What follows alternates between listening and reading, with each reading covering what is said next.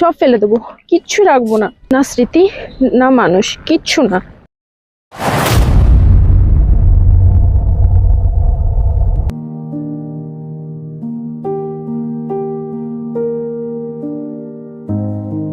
যে জিনিসটা এত ভালো করে রেখেছিলাম সেটা কি ফেলে দেওয়া ঠিক হলো?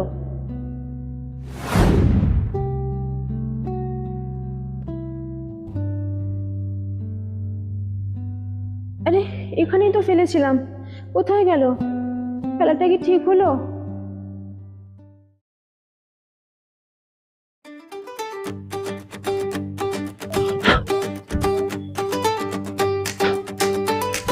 এক্সকিউজ মি, শুনছেন? এটা আমার, মানে আমি ফেলেছিলাম ওখানে।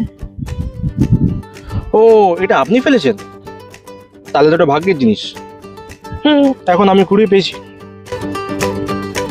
এই যে শুনছেন, আমি রাগে ফেলে দিয়েছি বলে কি এটার মানে কি আপনি নিয়ে চলে যাবেন?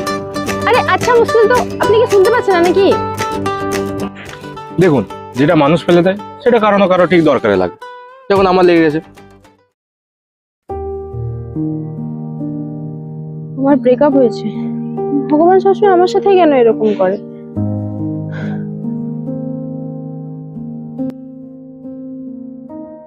একটা কথা বলো, ধরো তুমি একটা কলম দিয়ে একটা পাতার মধ্যে লিখছো, আর লিখতে লিখতে হঠাৎ দেখো কলমের কালি শেষ। তো সেই মুহূর্তে কি করবে? তুমি কলম বদলাবে না পাতা দোষ দেবে? শুধু লেখার জন্য নতুন কলম লাগে, তুমিও সেই সাদা পাতা, পরিষ্কার আর সুন্দর। শুধু যে কলমটা দিয়ে গল্পটা লিখছিলে, হয়তো ওটার কালি শেষ হয়ে গেছিল। তাহলে কি আমার গল্প শেষ না? না, এই তো সবে নতুন অধ্যায় শুরু। বাহ, বেশ ভালো কথা বলতে পারেন তো। বলতে হয়, কারণ আমি নদীর কাস্টমার কেয়ার সার্ভিস তো। ফেলে দেওয়া জিনিস সঠিক মালিকের হাতে পৌঁছে দিতে হয়। নিন। তবে এবার যদি ফেলতে হয় তো আমাকে জানিয়ে ফেলবেন, আমি ধরে জন্য দাঁড়িয়ে থাকবো। হয়তো আর ফেলতে হবে না। কালও কি আপনি এখানে আসবেন? কেন, কালকেও কিছু ফেলবেন নাকি? যদি আপনি ধরার জন্য দাঁড়িয়ে থাকেন। দেখলেন তো, এইটার আপনার সব থেকে বড় দোষ। এত সহজে যাকে তাকে বিশ্বাস করে নিলেন। আমি তো বলেছিলাম শুধু দাঁড়িয়ে থাকবো, আপনি তো সত্যি ভেবে নিলেন। ধরুন কাল যদি আবার না আসি, আপনি আবার বিশ্বাস হারাবেন।